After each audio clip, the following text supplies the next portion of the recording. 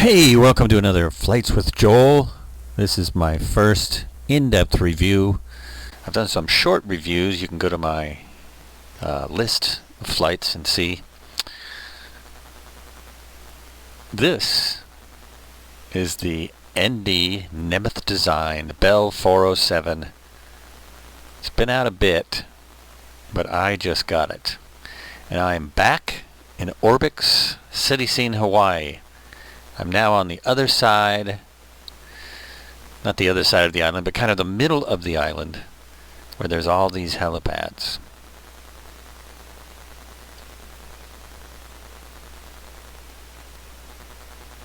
And I'm going to attempt a start. It should start up if everything goes right. I'm going to do a quickie start. There is a 36-page manual, which I think is fantastic, that details all the detailed checklists, all kinds of information about this aircraft. Close that door,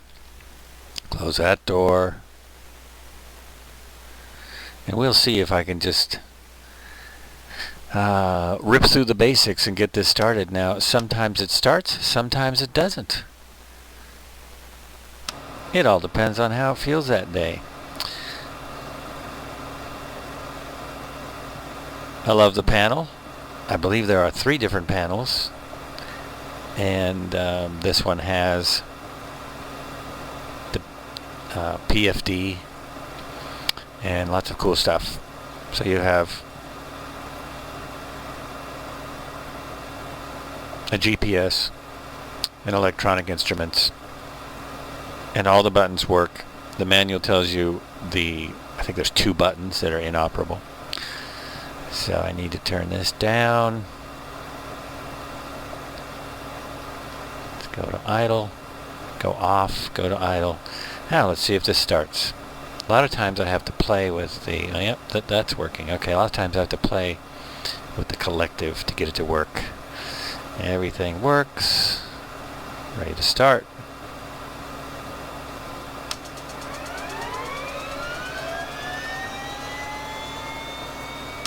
And it's going to work. Sometimes it goes through that sequence a few times. It's a FedEx mode start, so it's going to do it for me.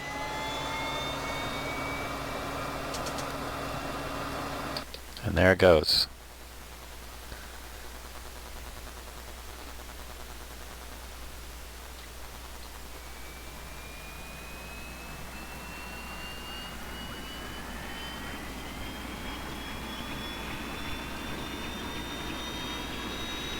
Sweet, it's working. There are 10 liveries for this helicopter. I'm going to show them all at the end of the video, so stick around. I'm flying Hawaii again because there's so much to this scenery. So now I need these 3 buttons again. I'm not using the checklist because sometimes I get lazy about that. This is a right click to get the gen on.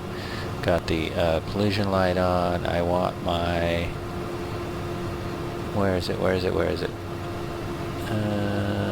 One more light to turn on. Position light. There it is. I don't need the rest of these switches on because they mostly don't do anything. So should let the transmission warm up, but I don't think you need to on this. It wants you to when you shut off. So I wind it all the way up. As you can see, it takes a second. Here it goes.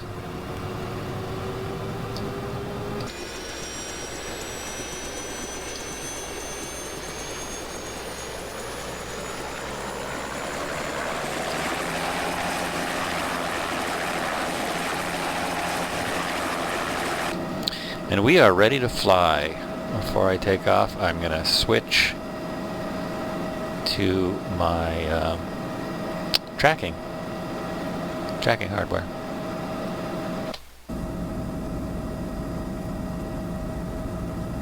And there we go. Track IR is on now. I'll try and keep in mind to move my head slowly so I don't make anyone seasick I now find it very difficult to fly without this. So, the 407. I really like this aircraft, the Bell 407 aircraft. I already had a version, and there's nothing wrong with it. Well, there's a few minor things wrong with it, but it works. I gotta put it back down to show you one little detail. But I was very curious about this, so it went on sale just before Christmas, and I grabbed it. And one of the main things I like is I like the panel. I like that the panel doesn't take up my whole view, so I can still see outside and the panel and read all the gauges. And the gauges are fantastic. I mean, you have this tracking gauge in the middle, the vision, that's actually working. It's actually doing something. So put on some crazy weather and fly with that. Try that. Real instrument flying. It also has a pop-up for the GPS. I really like that. It kind of annoys me when they don't have that, because I can't read GPS on a tiny little panel. I do not have full VR gear. I think that's what you would need. As I said earlier, it has a 36-page manual, which is very detailed. You can go through checklists all day long. One thing that's really strange, when I turn the throttle down, nothing happens. Nothing happens. So even if it could do a auto rotation, which I don't think it really could, it would be impossible to do it. Now, because I'm reviewing this, I'm not going to mention the name of the other Bell 407, but everyone knows it can do a bit of an auto rotation. You can watch one of my earlier videos, check that out, the Plum Island video. And but this one cannot. However, I like the flight dynamics.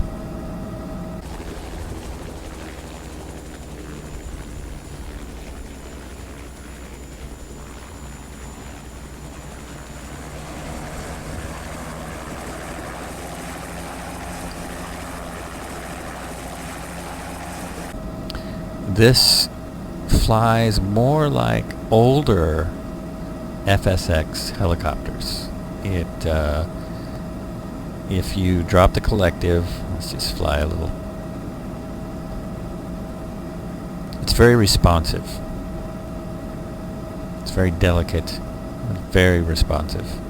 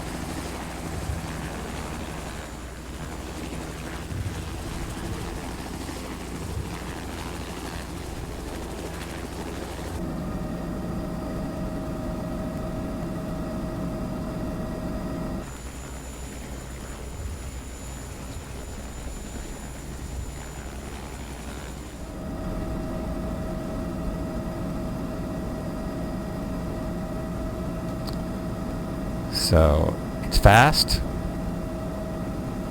which I believe the 407 is. It's a very powerful helicopter. And when you drop the collective, it will drop. Now, the crazy thing about this is, if you drop it all the way down, you will lose control. You actually can't control the thing. You have to have some collective to have any control. That also harkens back to earlier FSX, like 2004 flight dynamics. It may not be the most realistic, but I got used to it long ago, so I like it. Now, if I could remember where I was going to fly, I wanted to show off a little more of this scenery.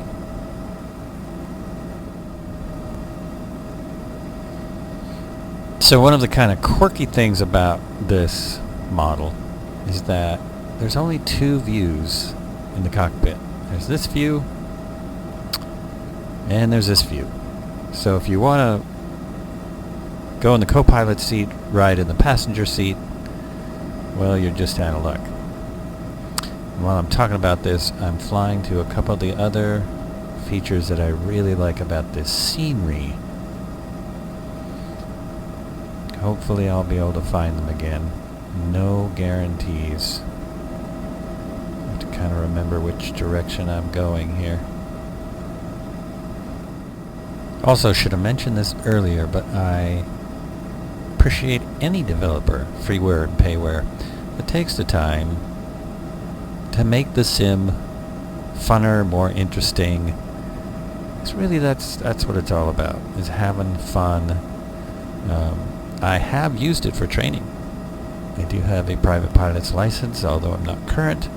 And when I was training in a Cessna 172, I used FSX to go through checklists, to go through flight I was going to be doing that day. It was extremely helpful. Now, if you're training in a helicopter, from what I understand, as of now, you probably want to get Aerofly FS2, because the R22 in that is phenomenal.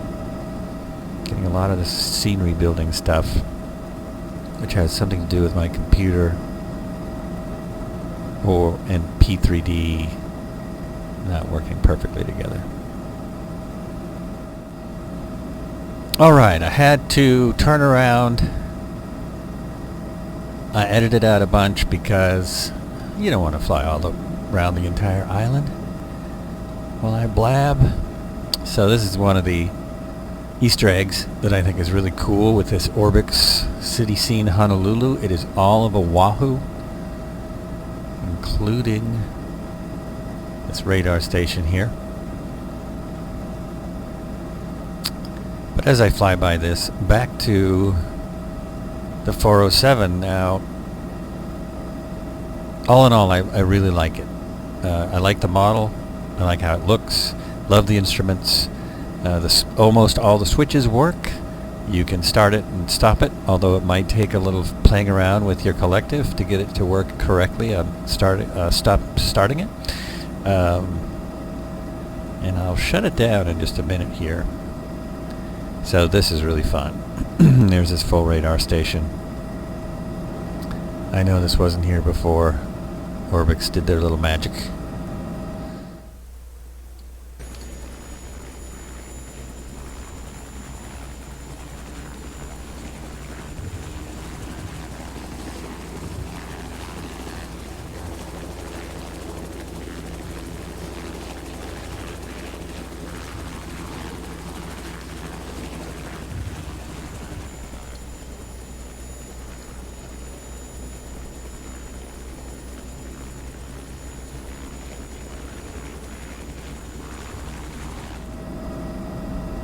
And now hopefully I'll find the other really cool feature.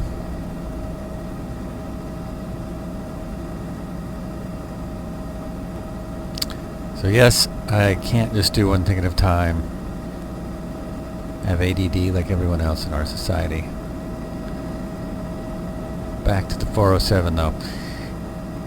The lows, those are the highs. Looks great, all the switches work. Lots of liveries to choose from. The flight dynamics may not be the best for some people. The pedals do very little when you're hovering. You can fly it without pedals, but it's very responsive and I think a really fun aircraft to fly.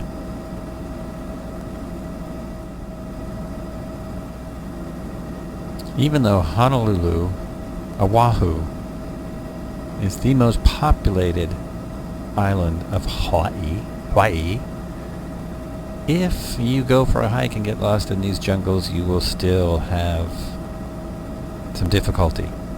There's a lot of jungle here with nothing in it. The sim shows that pretty well. There are some roads and stuff, but there is still a lot of jungle.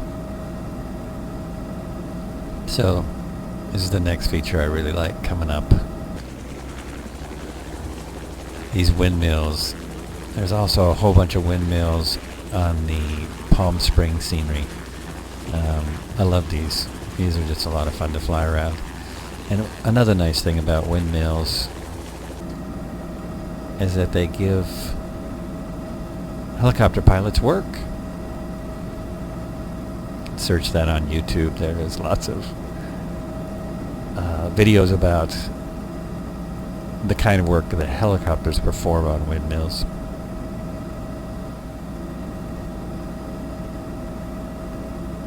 But these are great.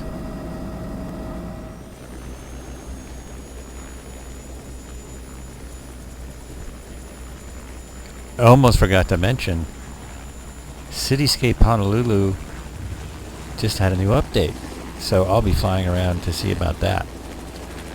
They might have added some things since the last time I flew, since my first Honolulu flyabout.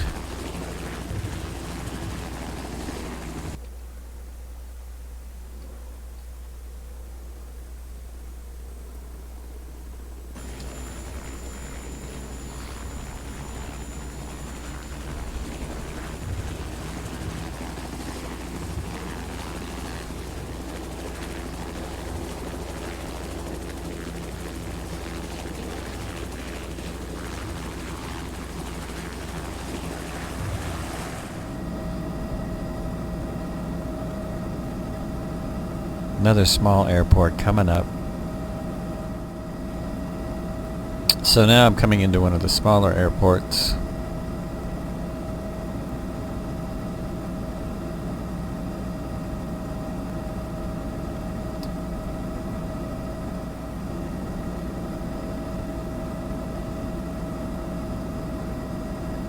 In any helicopter I fly, I think there's only been one that can't do it in the FSX P3D world, but I always make sure they can do this little maneuver. I'm coming in fast because it's a lot of fun.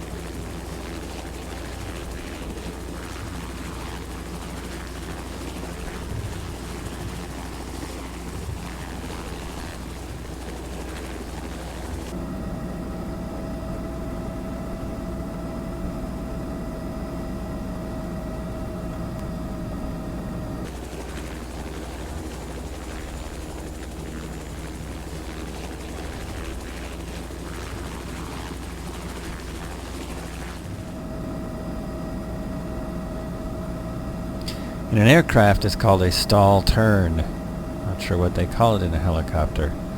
You just pull up, nearly vertical, let that speed bleed off. Use right or left pedal to bring yourself pointed towards the runway, correct with the other pedal. Try and come back on the runway. And that's it. Now let's see how fast I can land.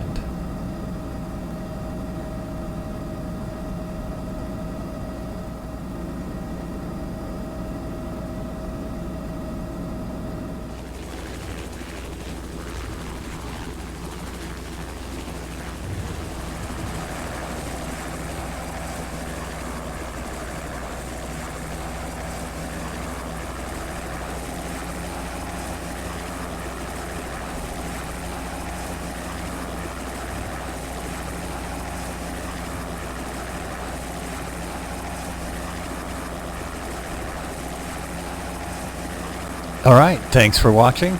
This has been another Flights with Joel, reviewing the ND407 and flying around ORBX Cityscene Honolulu some more. Stick around. I am going to go through the rest of the liveries for this aircraft. If that's boring to you, hey, see you next time. Check out more of my videos in the flight sim section of my YouTube channel. Yeah, I would do a separate YouTube channel, but there's no reason since hardly anyone is watching these. Hey, thanks for dropping in. Take care.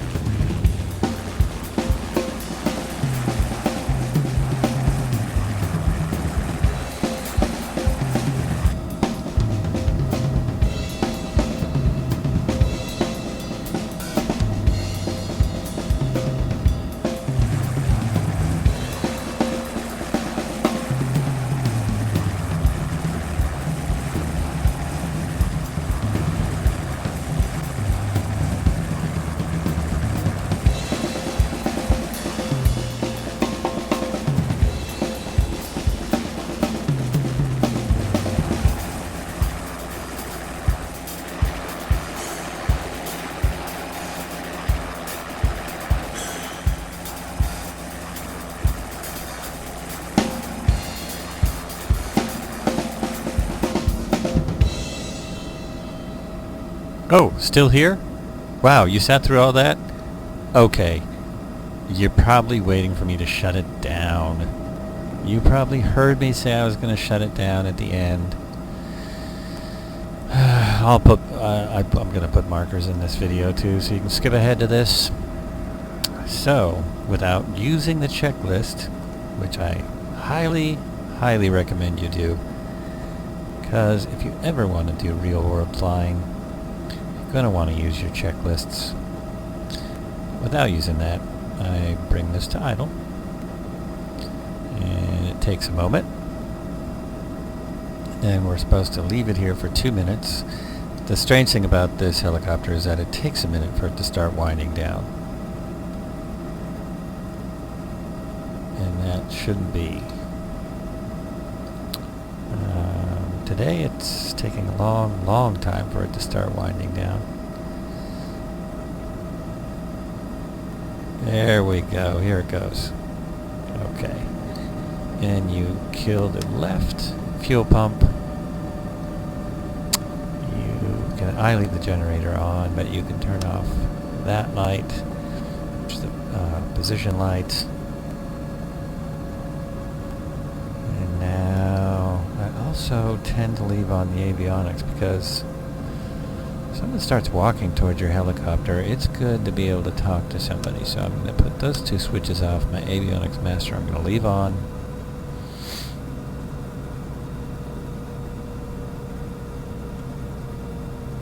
And there we go, almost down.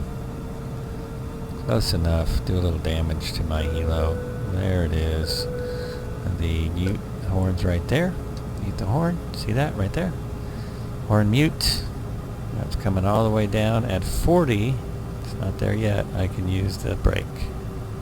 At 40. Turn this off, I think.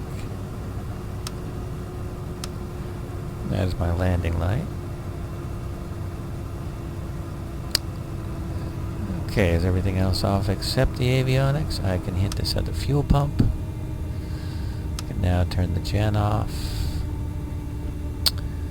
And leave that light on. I leave the hydraulics on. 'Cause I'm not sure why people turn them off. I've watched a real world pilot shut down and he said it's optional. Turn this off.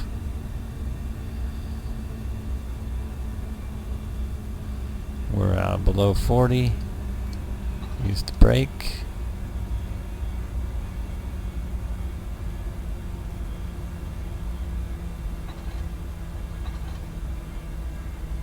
Not sure if it's doing anything.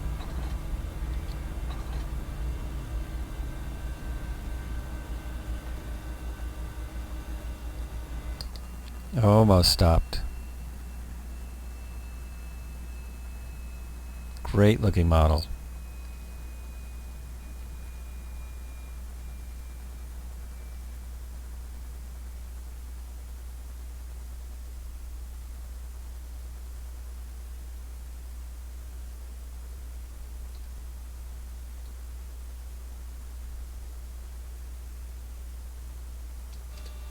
There we go.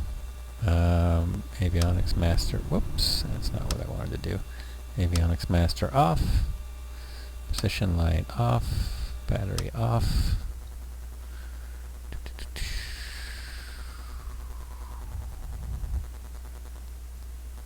Cabin light. Dim bright, that's okay. And everything's off.